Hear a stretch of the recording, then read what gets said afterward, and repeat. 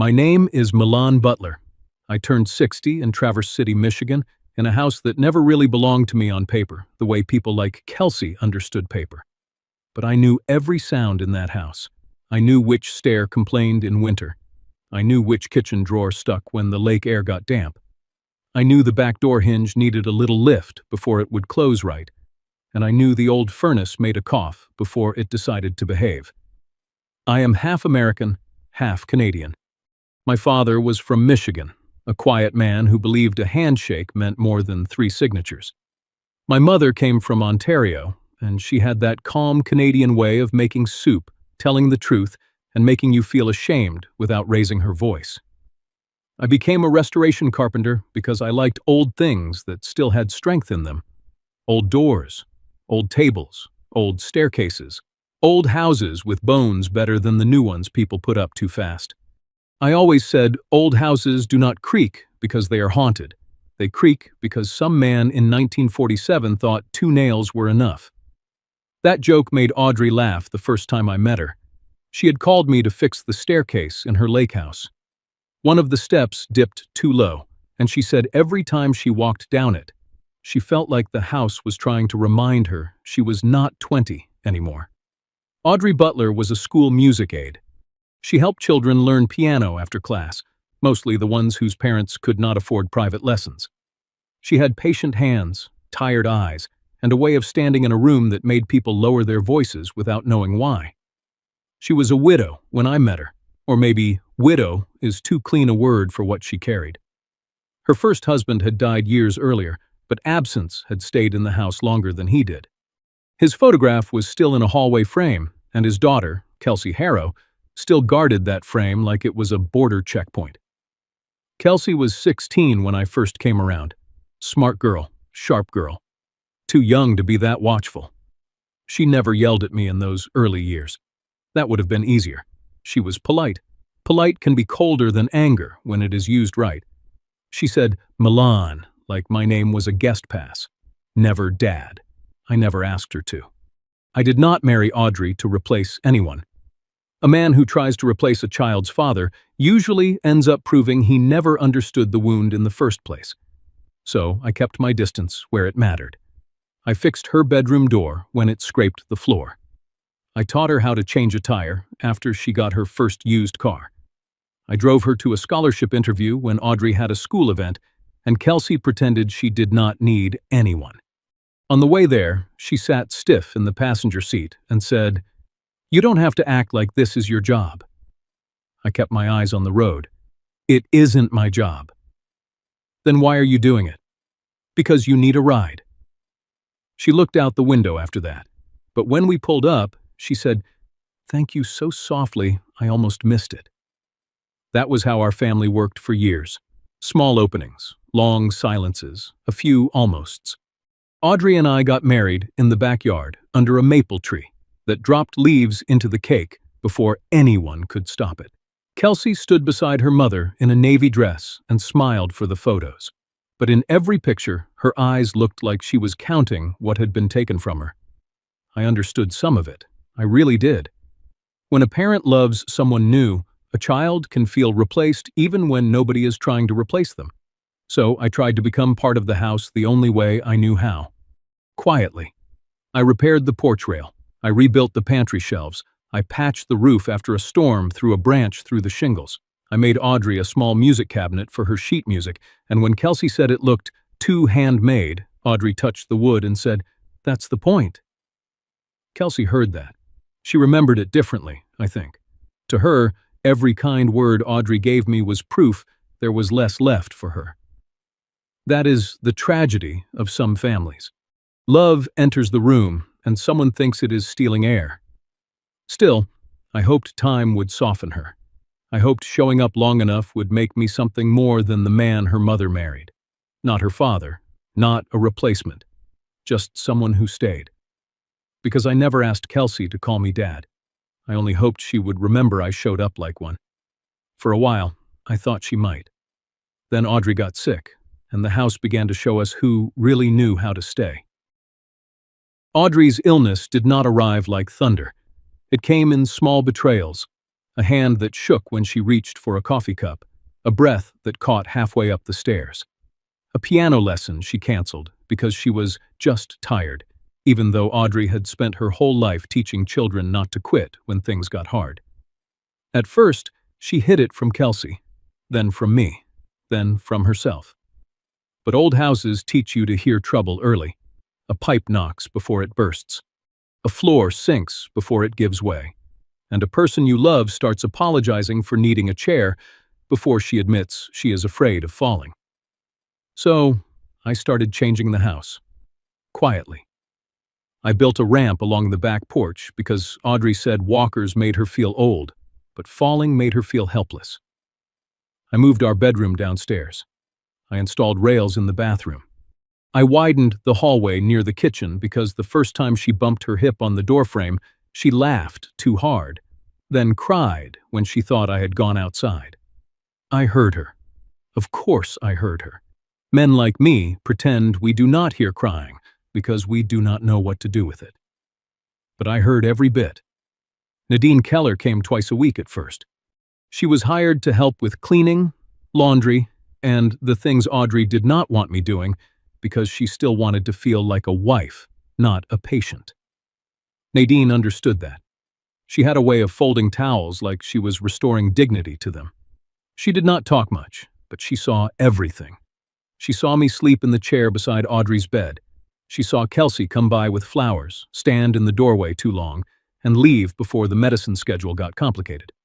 She saw me burn soup, ruin toast, and once put Audrey's compression socks in the freezer because I had gone 3 nights without real sleep. Nadine opened the freezer, looked at me, and said, "Mr. Butler, if socks start needing refrigeration, I'm billing extra." Audrey laughed for 5 whole seconds. That sound was worth every mistake I ever made. Kelsey did visit. I will not lie about that. She came in with clean hair, nice coats, pretty flowers, and the face of a daughter trying to love someone without stepping into the ugly part of illness. She sat by Audrey. She held her hand. But when Audrey needed help getting to the bathroom, Kelsey looked toward me. When the oxygen machine made that low, tired hum at night, Kelsey found reasons to leave before dark. Maybe she was scared. Maybe she was angry. Maybe watching her mother become fragile made her feel like a child again. I tried to give her grace. Too much, maybe. Because grace without truth can become a rug everyone hides dirt under. The bills grew. Insurance covered some things and argued about the rest. The furnace went out that winter, right when Audrey could not tolerate cold. I sold a set of old carving tools my mother had brought from Ontario to cover the replacement. Audrey found out. She touched my hand and said, "Those were your mother's." "You're my wife," I said. She looked at me like I had made the matter worse by making it simple. There was also the mortgage. People like to talk about family homes as if love pays the bank. It does not. There had been arrears from before I married Audrey, hidden under polite language and late notices. I paid them down slowly, job by job, cabinet by cabinet, staircase by staircase. I kept a repair ledger because that is what carpenters do. Roof patch, furnace, ramp lumber, bathroom rail, medicine shelf. Mortgage catch-up, not to throw it in anyone's face, just to keep track of what held the house together.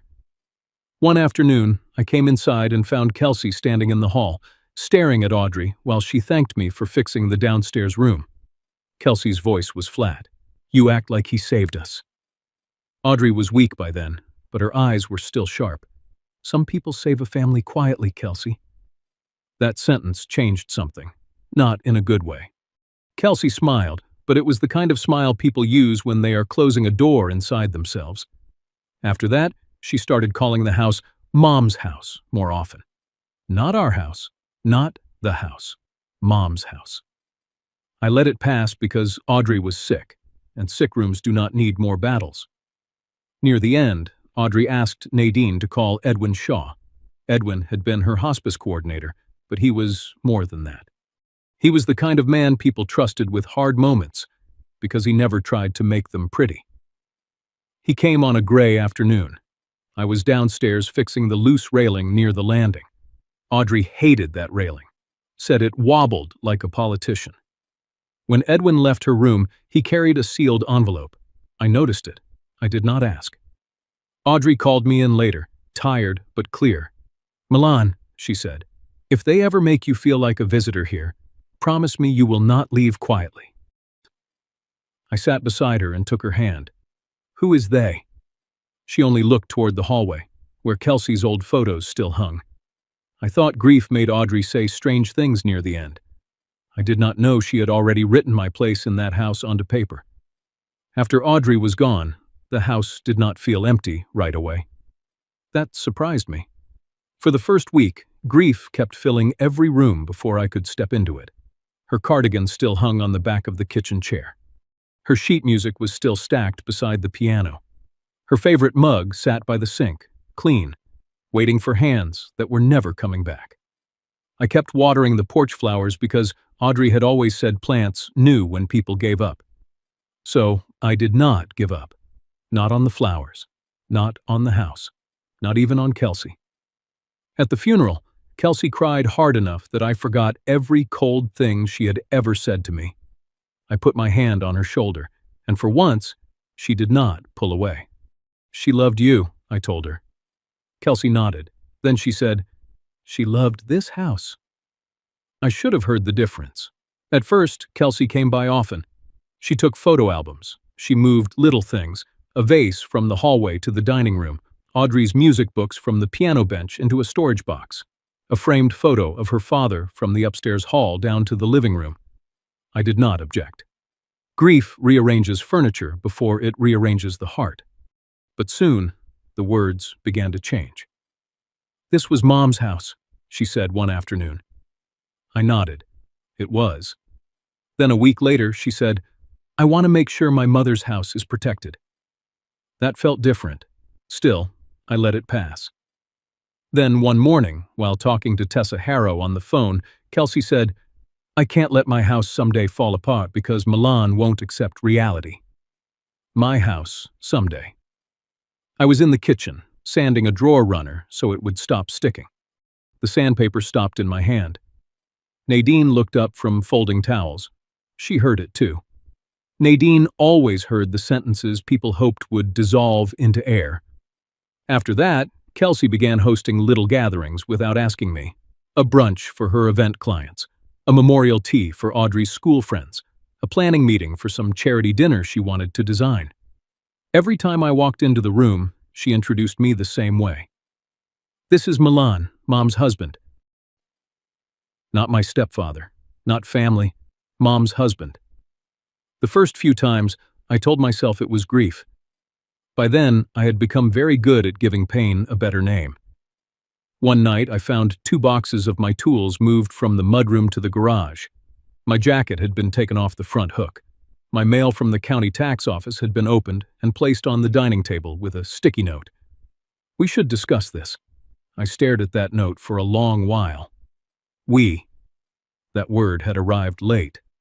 I carried it to the kitchen where Nadine was wiping the counter. "Did you move my tools?" I asked. "No, Mr. Butler." She did not look surprised. That worried me more than if she had. "What are you not saying?" Nadine folded the dish towel once, then again. "I am saying you should start keeping copies." "Of what?" "Everything." I tried to smile. "Nadine, you sound like a detective." She looked toward the hallway where Audrey's picture hung. "No," she said. "I sound like a woman who has cleaned too many houses after families stopped pretending." I wanted to tell her she was wrong. I wanted to say Kelsey was wounded, not cruel. Those are not the same thing. But sometimes wounded people learn cruelty so well, they start calling it protection. A few days later, I came home from the hardware store and saw a man in a dark jacket standing with Kelsey near the front walk. Marlon Pike, local realtor. Kelsey introduced him as a friend from work. He shook my hand too smoothly. "Beautiful property," he said. "It's a home," I answered. He smiled. Of course. But his eyes had already measured the roofline, the windows, the lake view, the porch Audrey used to love. I knew that look. Carpenters know when someone is seeing wood instead of memory. That evening, I asked Kelsey why a realtor had come by. She laughed, too lightly. Milan, don't be dramatic. He was just advising me. On what? The future. That word made the room colder. I looked at Audrey's cardigan on the chair. For the first time, it looked less like comfort and more like a witness. Kelsey stood by the piano and said, You know this arrangement can't last forever. What arrangement? You living here like nothing changed. I took a breath. Everything changed. No, she said. For you, maybe not. You still have the house. I looked at her then, really looked, and I saw it. Not just grief, not just jealousy. She believed I had taken something by staying. She believed every morning I made coffee in that kitchen was one more morning her mother belonged to me instead of her. I said, Kelsey, I did not stay to take your mother from you. Her eyes hardened. She's gone. So maybe stop acting like being her husband still gives you a place here. That was the first time she said it that plainly. Nadine was in the dining room, polishing the table. Her hand stopped moving. Kelsey noticed. Her voice sharpened. This is family business, Nadine. Nadine looked down at the table and said, Yes, ma'am. That is why I am listening carefully. Kelsey left soon after. She did not slam the door. People like Kelsey rarely do. They prefer to close doors softly and make you wonder if you imagined the injury. But Nadine had seen more than I had. Later, while Kelsey was in the hall texting, Nadine caught 2 words on her screen before Kelsey turned it away. Occupant issue. That was what I had become. Not Milan, not husband, not caregiver, not the man who built the ramp and paid the furnace bill, and held Audrey's hand through nights that smelled like medicine. An occupant issue. Nadine did not tell me that night. She only wrote something down on a small pad she kept in her apron pocket. I wish she had told me sooner, but maybe she knew I was not ready to hear it. Nadine saw the words occupant issue on Kelsey's phone and understood something I still refused to admit. I was not being mourned with the family. I was being removed from it. Kelsey called me on a Tuesday and said she wanted to throw me a birthday party. For a few seconds, I did not know what to do with that sentence. Your 60th is important, she said. Mom would have wanted us to mark it. Mom, not Audrey, not your wife, Mom. Still, I let myself believe there was kindness in it. That is one of the dangerous things lonely people do. We hear a small knock and imagine a door opening. I said, You don't have to do that.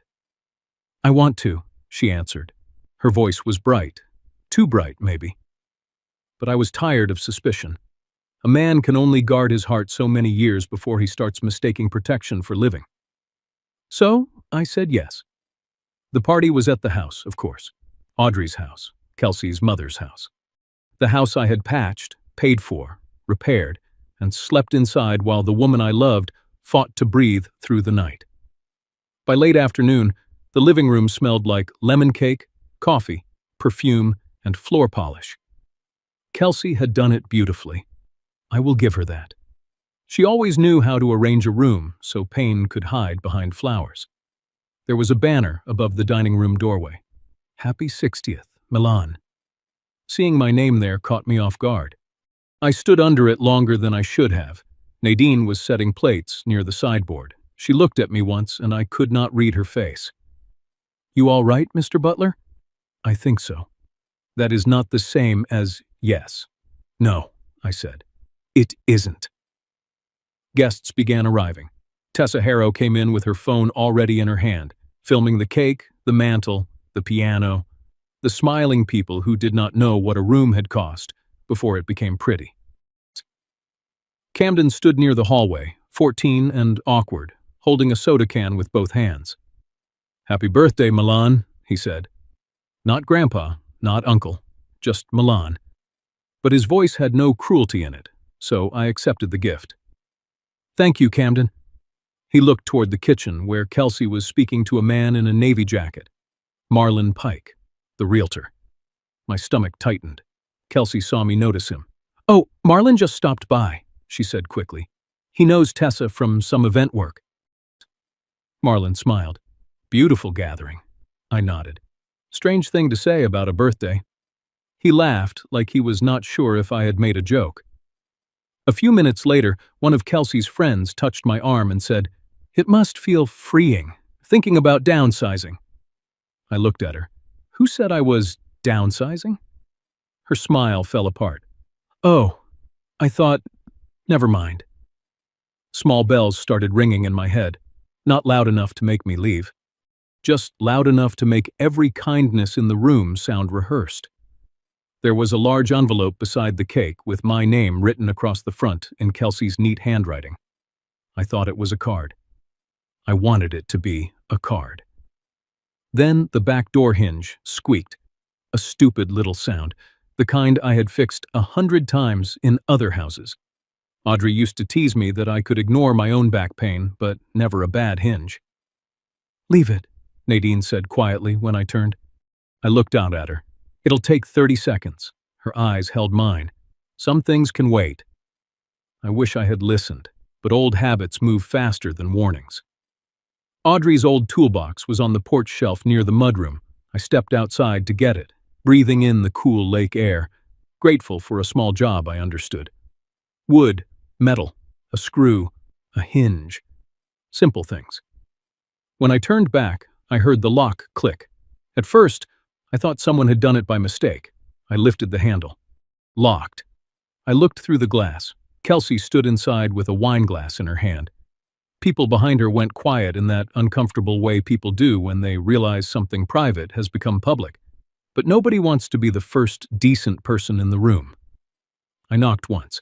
"Kelsey?" She came closer to the door, not close enough to open it, just close enough for me to see that her face had changed. "This is a family party," she said. "You were just Mom's husband." The words did not hit all at once. They entered slowly, like cold water under a door. Behind her, my birthday cake sat on the dining table. My name was still on the banner. A candle leaned slightly in the frosting. Tessa lowered her phone but did not put it away. Camden stared at me through the glass, confused, maybe scared, maybe seeing for the first time that adults can decorate cruelty and call it a celebration. I held Audrey's toolbox in one hand. My other hand rested on the door. "I buried your mother with these hands, Kelsey," I said. "Do not tell me I was just anything." Her mouth tightened. "You don't get to use Mom to stay where you don't belong." That sentence did what the lock had not. It pushed me outside. Not just out of the house, out of the story she wanted everyone to believe. Before I tell you who Nadine called, let me ask you something. If you spent years caring for a family, paying bills, fixing the home, and standing beside someone through sickness, but on your birthday, they locked you outside and said you were not real family, would you stay quiet, or would you let the truth walk through the front door? Tell me honestly what you would have done. Because I did stay quiet. Not because I was weak. Because a man can be humiliated and still refuse to become ugly in the same room where his wife's memory lives. Then I saw Nadine. She was standing near the laundry room doorway.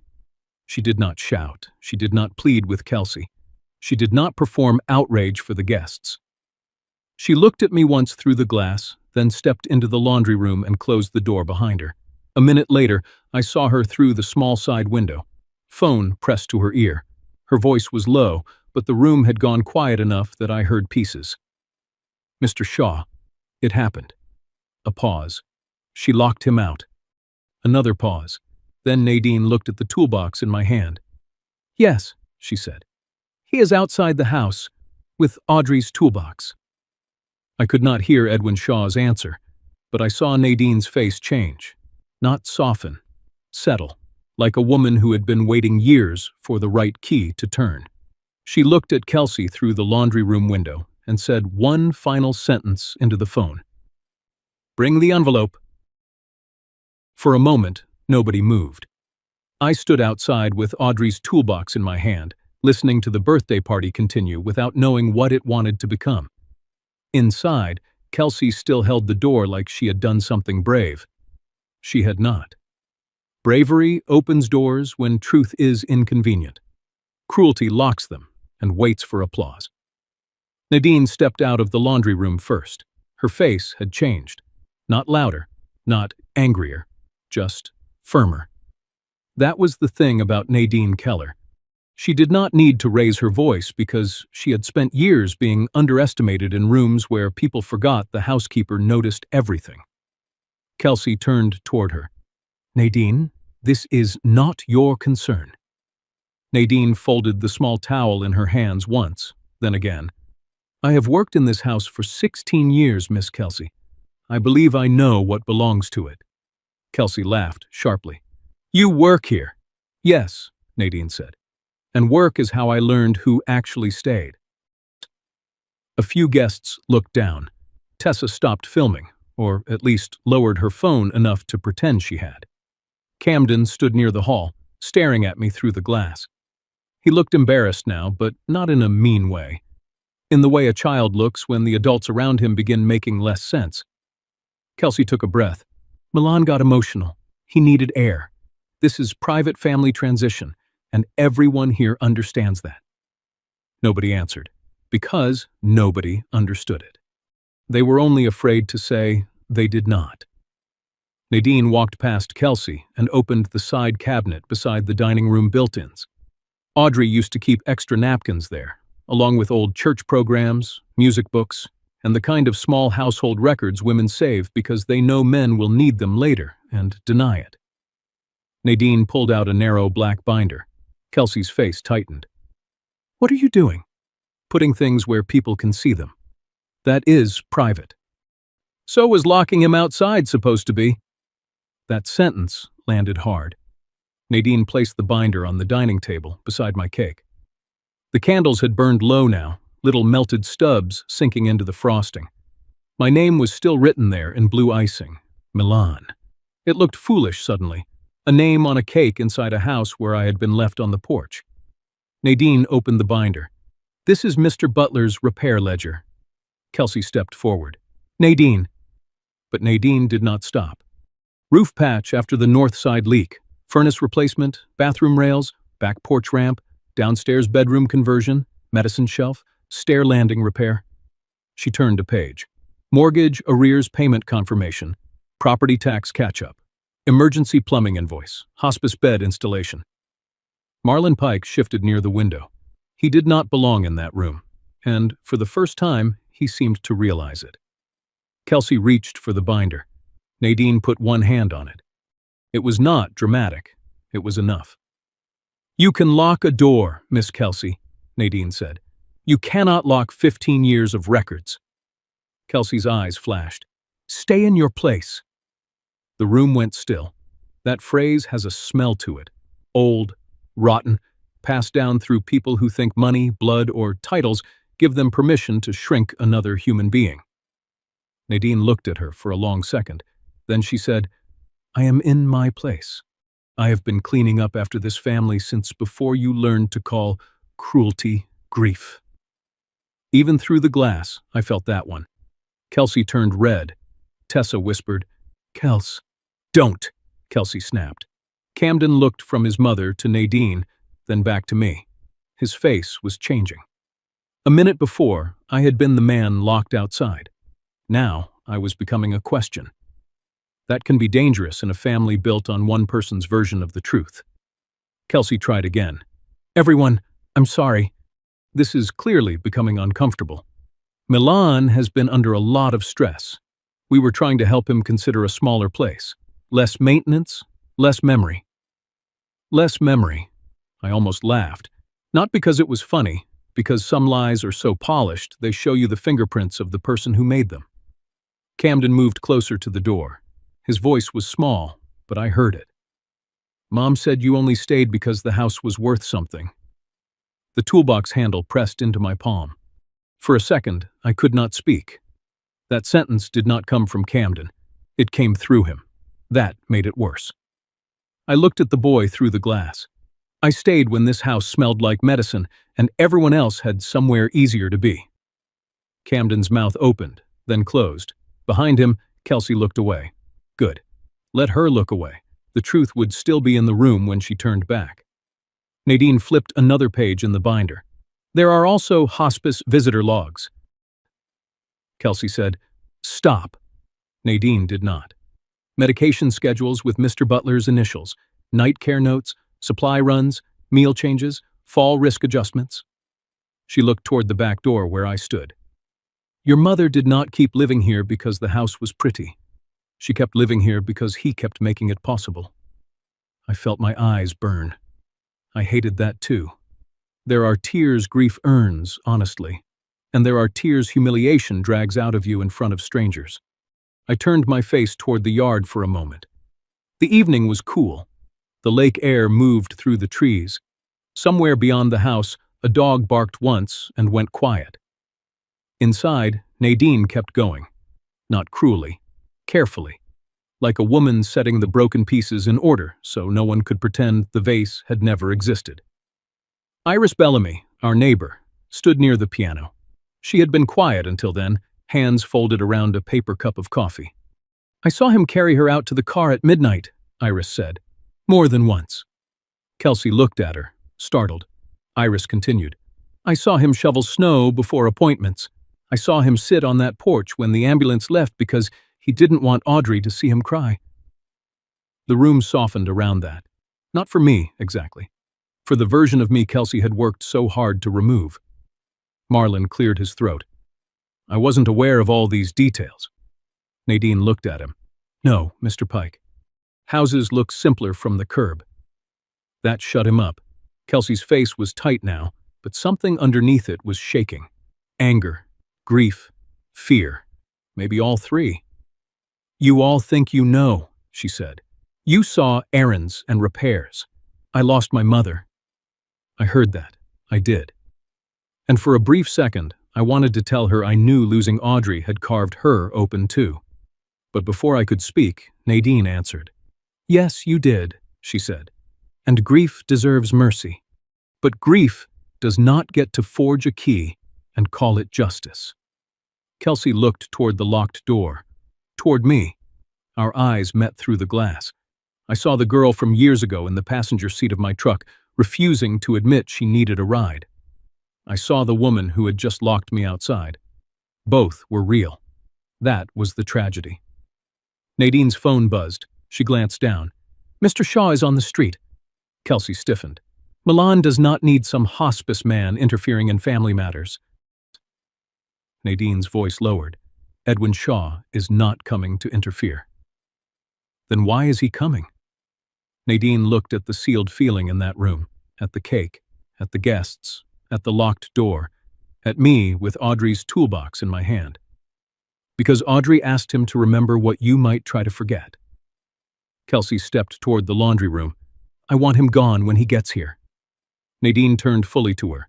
For the first time that evening, I saw anger in her face. Not loud, clean. You can open that door before Edwin arrives, Nadine said. Or you can let Audrey open what you buried. The room went silent. Kelsey did not move. Neither did I. Outside, headlights turned into the driveway. Nadine looked at Kelsey and said, Open the door before Edwin arrives, or let Audrey open what you buried. Headlights turned into the driveway. For the first time that evening, Kelsey looked afraid.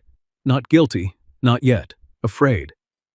There is a difference. Guilt looks inward. Fear looks for an exit. I stood outside the back door with Audrey's toolbox in my hand, watching the house through glass like I was looking at a life I had once been allowed to enter. Then Nadine walked to the lock. Kelsey snapped, Don't you open that! Nadine stopped. Not because Kelsey frightened her, because she wanted the room to hear the choice. Miss Kelsey, she said, you can open it yourself. Or everyone here can remember that you made another woman do what you should have done. That landed. Tessa lowered her phone completely. Camden stared at his mother. Marlon Pike suddenly became very interested in the floorboards. Kelsey walked to the back door, slowly. Her hand shook just enough for me to see it through the glass. The lock turned. I stepped inside. No applause, no dramatic music. Just the smell of lemon cake, cold coffee, floor polish, and humiliation.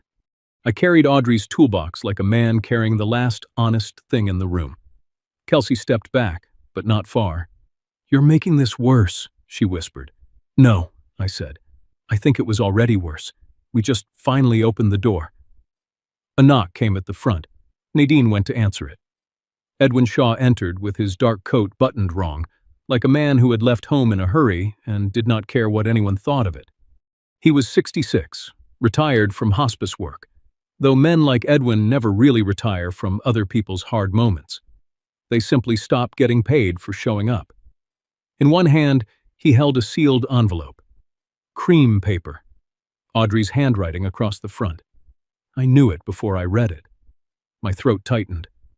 Kelsey saw the envelope and went pale. "What is that?" Edwin looked at her. "Something your mother asked me to keep?" "My mother was sick." "Yes," Edwin said. "She was. She was also lucid, precise, and more aware of this family than many of you were comfortable admitting." Kelsey's jaw tightened. "This is private family business." Edwin glanced toward the back door. "Then perhaps you should not have locked private family business outside in front of 12 guests. Nadine made the smallest sound. Not quite a laugh. Enough to remind me that even in terrible rooms, truth sometimes has timing. Edwin turned the envelope so the writing faced us. "Open only if Milan is treated like a guest in the home he saved." No one spoke, not even Kelsey. Those words took the room by the throat. I looked at Audrey's handwriting, the slant of the letters, the way she pressed harder on my name. Milan. For years, that name had been spoken in that house like a compromise. From Audrey's hand, it looked like belonging. Edwin broke the seal. He did not rush. That mattered. He treated the paper like it was still connected to the woman who wrote it. "There are 2 parts," Edwin said. "A personal instruction from Audrey and a certified copy of the recorded occupancy agreement filed with the estate documents."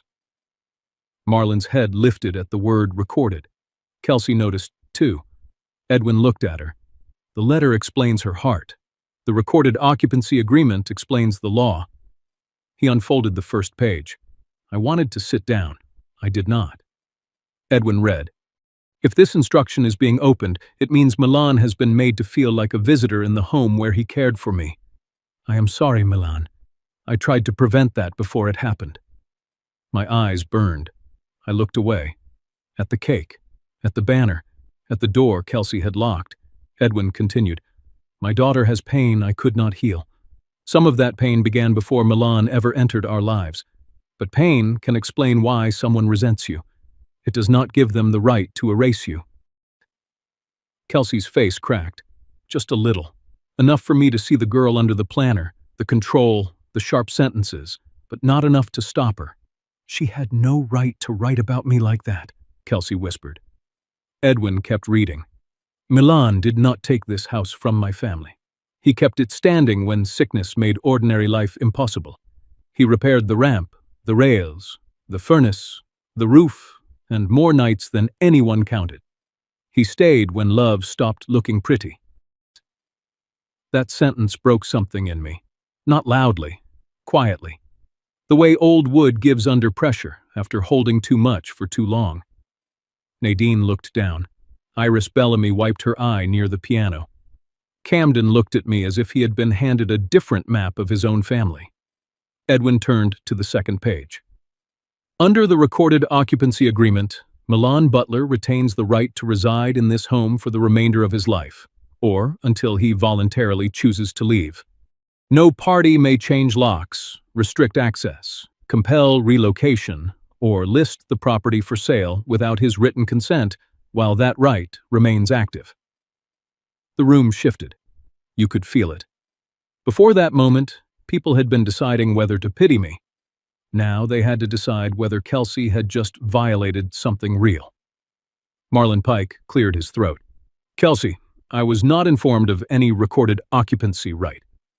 Kelsey shot him a look that could have cracked glass. "Not now, Marlon." Edwin did not stop.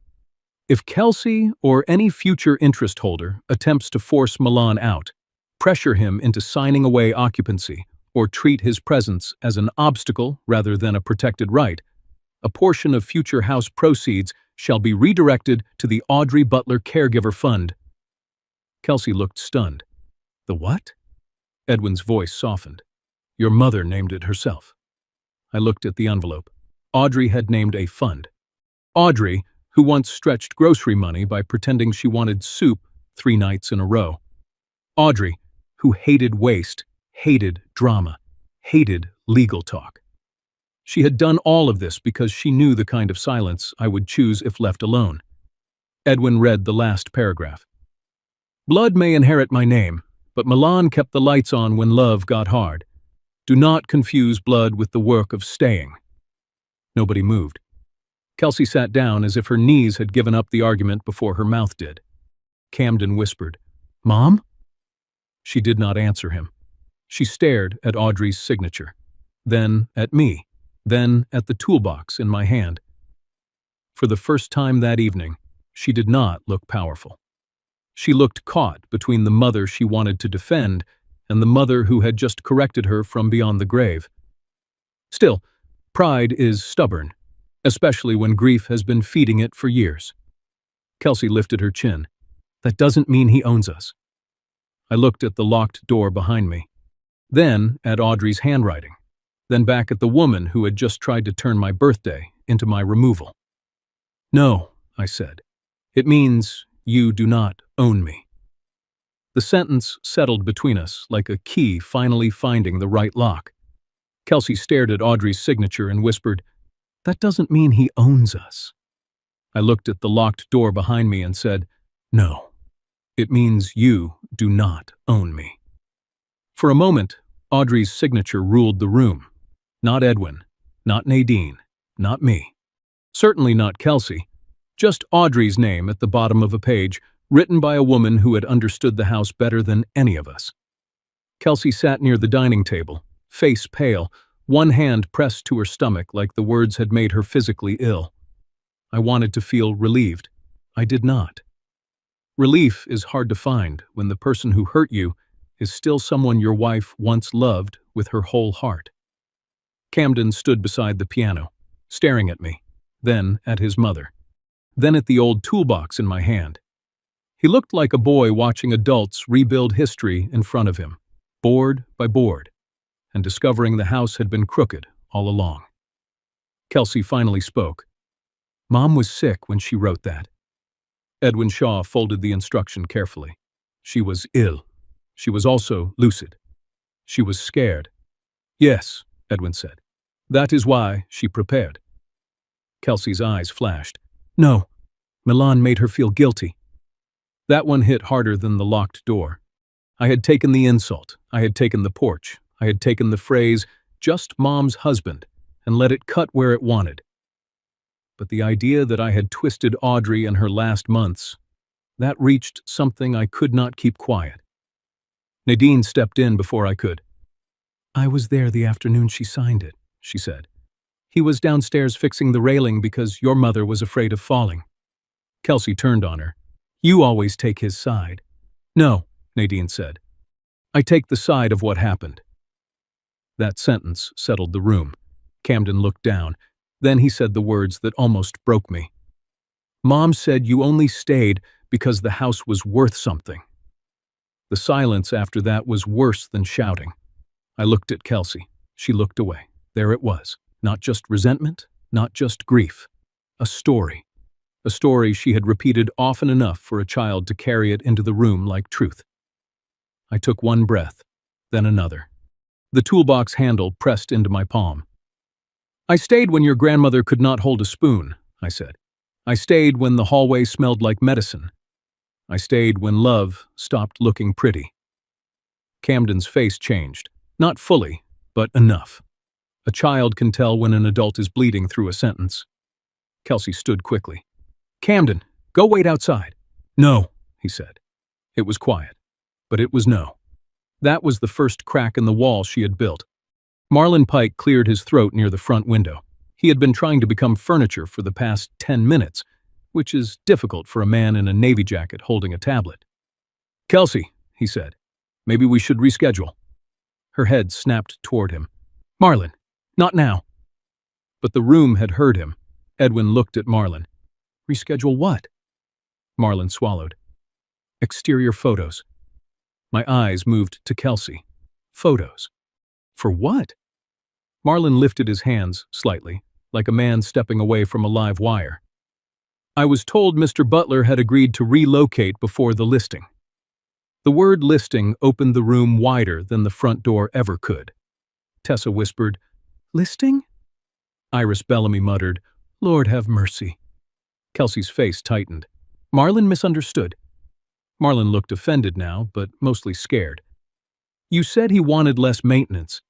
You said the birthday was a good time to discuss the transition because family would be present." Transition. That soft word. People love soft words for hard things. Downsize, transition, occupant, move forward. They are all just polite shoes on ugly feet. I looked at the banner over the doorway. "Happy 60th, Milan." Then I looked at the cake. The candles had gone out on their own. The frosting had begun to sink around them.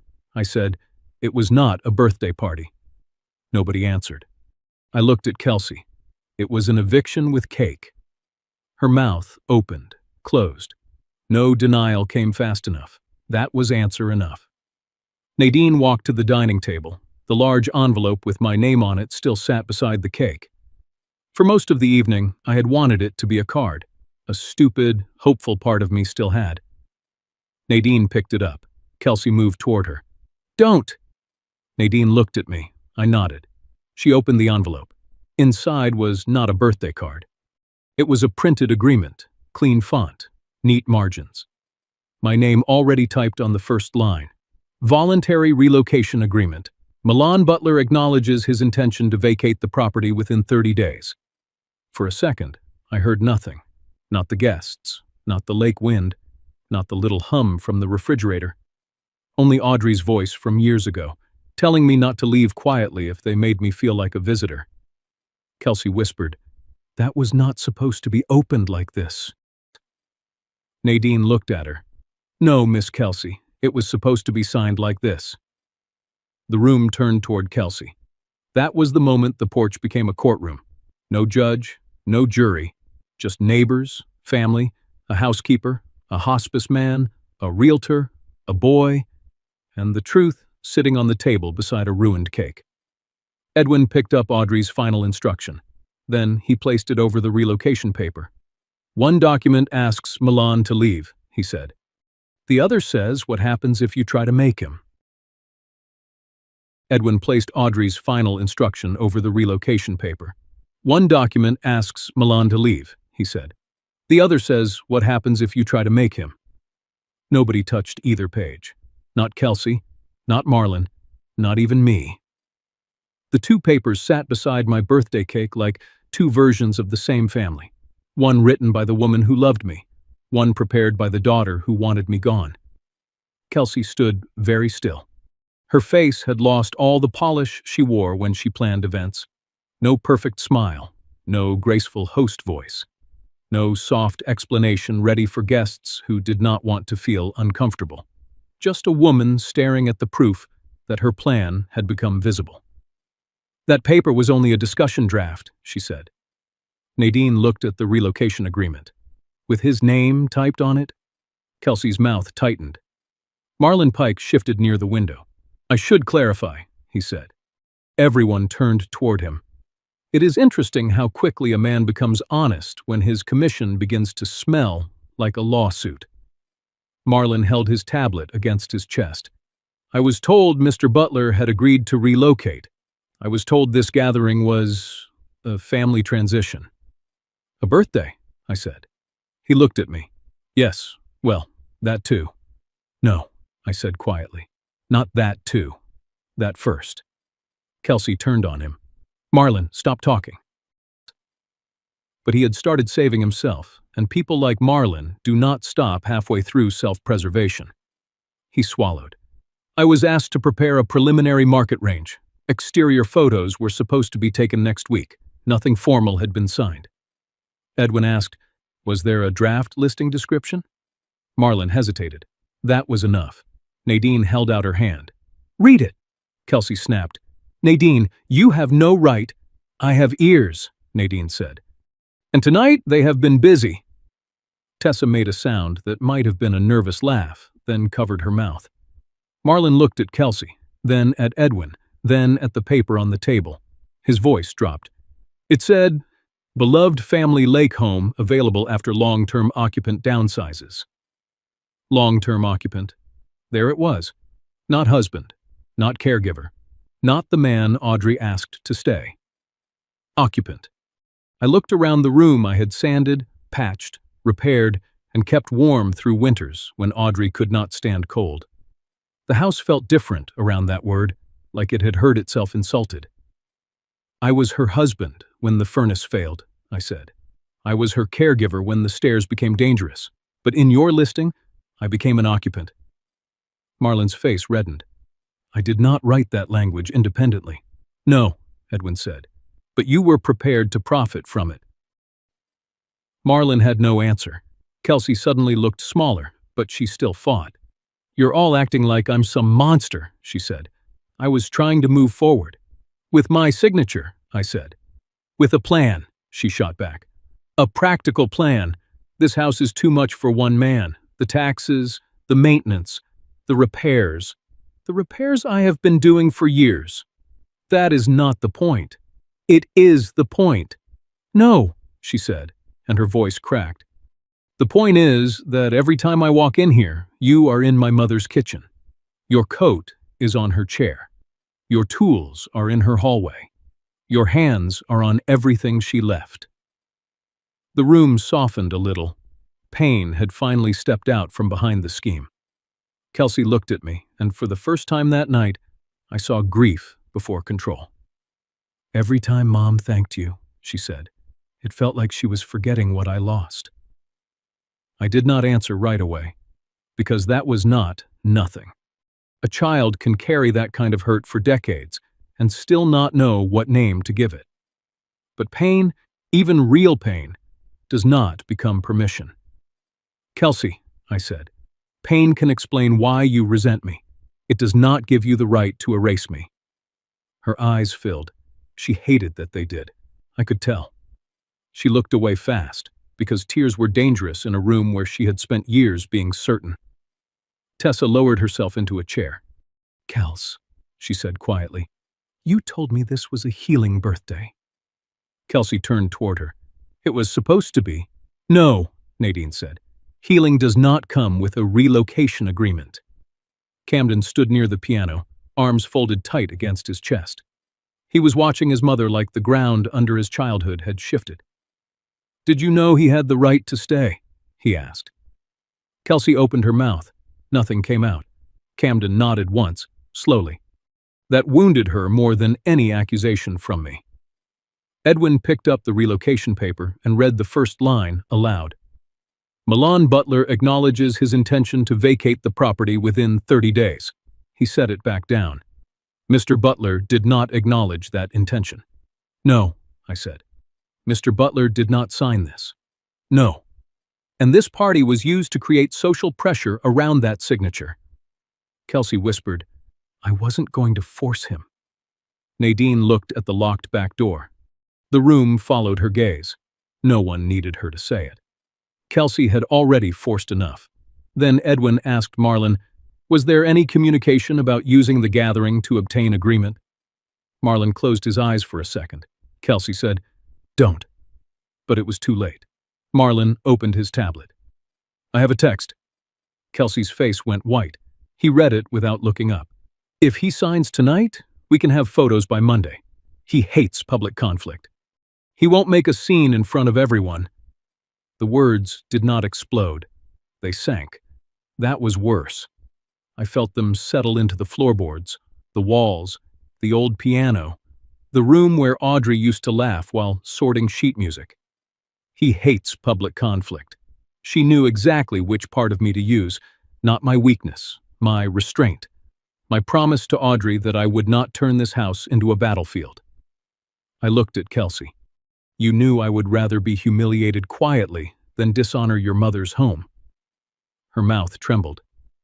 I didn't think of it that way. Yes, I said. You did. You just thought being right would make it acceptable.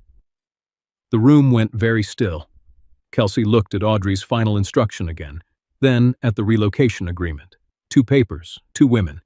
The mother she remembered needing to protect, and the mother who had protected me from her. Marlon cleared his throat. Given this information, I cannot proceed with any listing discussions. Kelsey turned toward him, stunned. You work for me. Not if the property is subject to a recorded occupancy right I was not properly informed about. It was the most honest thing he had said all night. Not noble, practical. But practical truth is still truth. Tessa stood and deleted something from her phone. Kelsey noticed. What are you doing? The video, Tessa said. I'm not posting this. You always post everything. Not this. Camden looked at me, then at the toolbox. Did Grandma know this would happen? I looked at Edwin. He answered softly. She hoped it wouldn't. She prepared because love sometimes has to protect people from the living, not the dead. That sentence broke the last noise in the room. Kelsey sat down slowly. For the first time, she did not look like a host, a daughter defending a house, or a woman trying to win. She looked like someone who had finally reached the place where grief had been hiding the truth from her. But even then, I did not mistake exposure for repentance. Being caught is not the same as being changed. Edwin placed Audrey's final instruction directly over the relocation paper again. The top page carried Audrey's handwriting. The bottom page carried my typed name. I stared at both. One had tried to return my place to me. The other had tried to remove me from it with neat margins and a fake birthday smile. Edwin looked at Kelsey. The instruction is clear. Milan remains in this home unless he chooses otherwise. Any further pressure against him risks the caregiver clause, your mother included. Kelsey barely whispered, What do you want from me? For a moment, I heard the 16-year-old girl again, the one who did not know where to put all her hurt. I could have said many things, an apology, the key, the truth. But I looked at Camden, at Nadine, at the guests who had watched me through glass, and I knew what had to come first. I want you to tell the truth, I said. In the same room where you tried to make me disappear. Kelsey looked at the room, and the room looked back. Edwin placed Audrey's final instruction over the relocation paper and said, One document asks Milan to leave.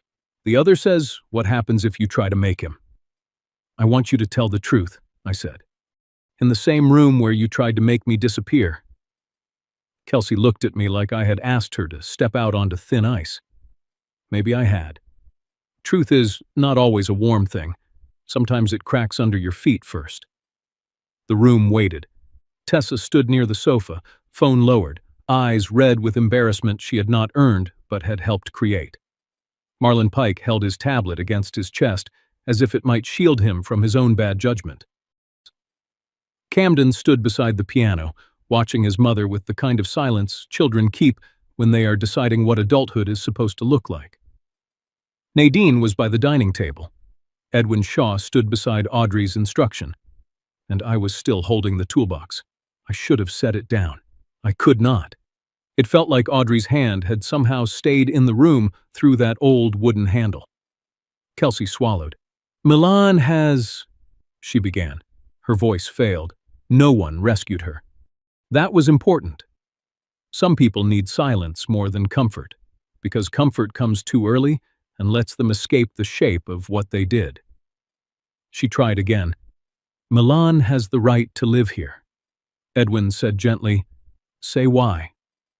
Kelsey looked at him, wounded by the correction. Then she looked at Camden.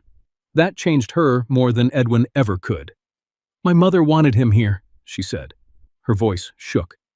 She signed papers to protect his right to stay. A few guests shifted. One woman near the hallway wiped at her eye. Kelsey pressed her lips together. He cared for her when she was sick. The sentence came out stiff, like it had to pass through pride before reaching air. But it came. He repaired the house. He paid for things I did not know about. He built the ramp. He She stopped. Nadine's gaze did not move. Neither did mine. Kelsey closed her eyes. He stayed. That was the word. Not owned, not occupied. Stayed. For years, I had wanted no speech from her, no award, no apology in front of strangers. I only wanted that word to survive. Kelsey opened her eyes. And I was wrong to lock him outside. Camden looked down, not from shame, from relief. Children know when a lie has been costing them something, even before they know what it is. Edwin picked up the relocation agreement. And this? Kelsey's face tightened. That document has no force. Say it plainly, Edwin said. She took a breath. I tried to pressure Milan into leaving. I made it look like a birthday party. The room absorbed that. Even the house seemed to listen. Marlon cleared his throat. Given what has been disclosed, I will not proceed with any listing discussion or preparation. Kelsey turned toward him, but the fight had gone out of that part of her. Fine, she whispered. No, Nadine said. Everyone looked at her. Nadine stepped forward and took the spare key from the small dish near the entry table. For years, Audrey had kept extra keys there under a blue ceramic bird. Kelsey had moved mine from that dish weeks ago. I had noticed. Of course I had noticed. Old men notice when their places are quietly reduced. Nadine held the key out to me. Front door, she said. Not back door. I stared at it. Such a small thing, a piece of cut metal. Yet in that moment, it weighed more than the toolbox, more than the papers, more than the ruined cake. I took it from her. My hand shook once, only once. Then I walked to the front door.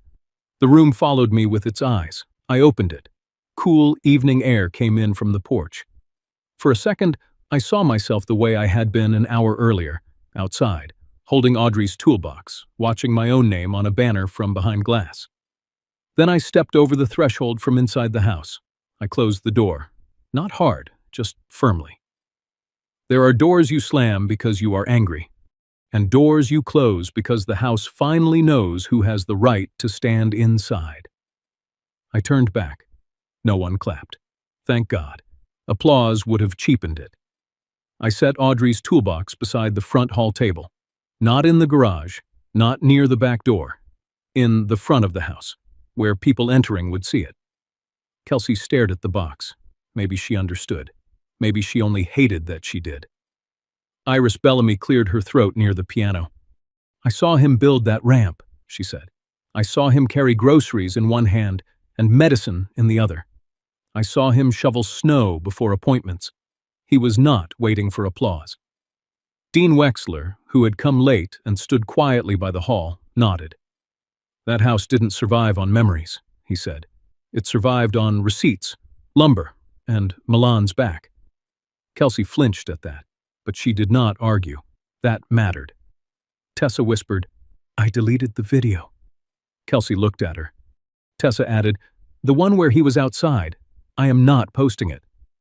For once, I believed her. Camden walked toward me, not quickly, like he was approaching a story he had been told wrong. Did Grandma really ask for all this? He asked. I looked at Audrey's envelope. Yes. Because she thought Mom would do this? I hesitated. Edwin answered for me. Because she knew grief can make people cruel when no one gives it boundaries. Camden nodded slowly. Then he looked at me. I'm sorry I believed that you stayed for the house. I swallowed. You were handed that story, Camden. You did not build it. But I repeated it. That is different from refusing to learn. He looked at the toolbox. Can you teach me how to fix that hinge? Kelsey made a small sound. Not quite a sob, not quite a protest. I looked at her. She looked away. I could have punished her then. I had the room. I had Audrey's papers. I had witnesses.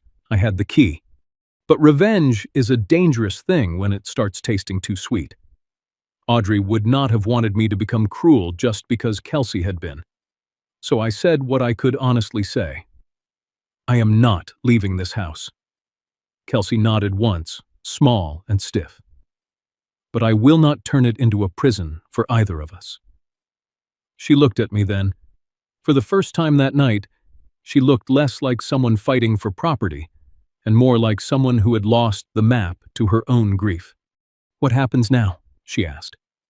I looked at Audrey's old toolbox near the front door. I thought about the ramp, the railings, the medicine shelves, the nights nobody saw, the caregivers who disappear from family photos after the funeral because they do not share the right blood. "Now," I said, "we decide whether this house only remembers pain or learns how to help someone else." No one sold the house. That was the first consequence. No listing, no photos. No quiet paperwork slipped beside a birthday cake and called a plan. The relocation agreement was shredded the next morning in the kitchen, while Nadine watched with her arms folded, and Edwin Shaw stood beside the sink like a man supervising a small funeral for a bad idea. Kelsey did not become kind overnight. I want to be honest about that.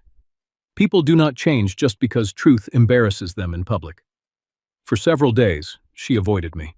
She came into the house only when she knew I was in the workshop or out on the porch. She moved quietly, like someone walking through the scene of something she could not take back. Then one morning, she found me tightening the same back door hinge that had started the whole mess. She stood behind me for a while before she spoke. "I hated that she needed you," she said. I kept the screwdriver in my hand. "I know," Kelsey swallowed. "That does not make what I did right." "No," I said. "It only explains where the poison started." That was not forgiveness. Not yet. But it was the first sentence between us that did not pretend. A week later, Camden came by after school. He stood in the doorway with his backpack still on. "Can I help fix something?" he asked. I looked at the old hinge, then at the boy who had once believed I stayed for the house. "Grab the small screwdriver," I said, "and do not over-tighten the screw. Old doors need respect, not force." He smiled a little. I added, "Same with families. If a hinge squeaks, oil it. If a family squeaks, listen first. Do not use WD-40 on people."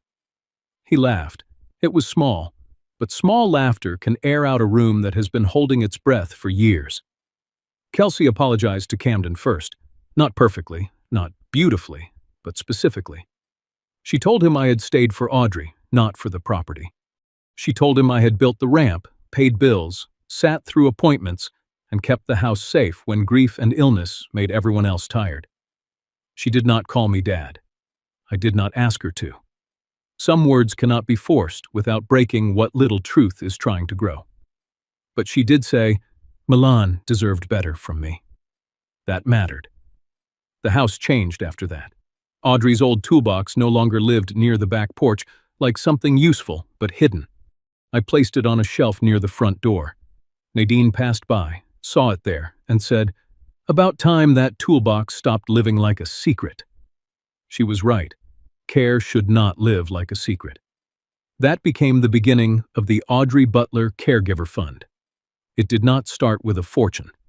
It started with a table, a folder, Edwin's careful notes, Nadine's checklist, Iris Bellamy's phone tree, and a few people who understood how easily caregivers can disappear after the person they loved is gone. We helped with small things at first. A wheelchair ramp, a furnace repair, a weekend of respite cleaning, a grocery card for a tired husband caring for his wife, a workshop explaining why final instructions, occupancy rights, and caregiver protections should be discussed before families are too wounded to hear each other.